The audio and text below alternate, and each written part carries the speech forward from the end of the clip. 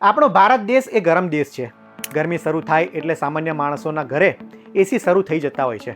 વર્ષ 2024ના અંદાજ મુજબ ભારતમાં એક જ વર્ષમાં 1.40 કરોડ એસીનું વેચાણ થયું અને આ આંકડો 2030 સુધી ડબલ થઈ જાય તેવો અંદાજ છે.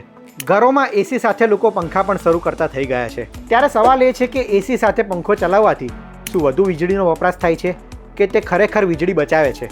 હવે સવાલ એ છે કે એસી અને પંખો બંને ચાલુ રાખવાનો યોગ્ય રીતના ઉપયોગ કેવી રીતના કરવો? તો જ્યારે એસી ચાલુ હોય ત્યારે પંખો ચાલુ કરવાથી આખા રૂમમાં તેની હવા એ ફેલાય છે, જેના કારણે રૂમમાં દરેક ખૂણે ઠંડક અનુભવાય છે.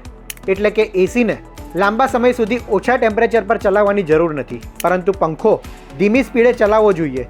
એસી સાથે પંખો ચાલુ રાખવાથી કઈ રીતના ફાયદો થાય છે તેની વાત કરીએ.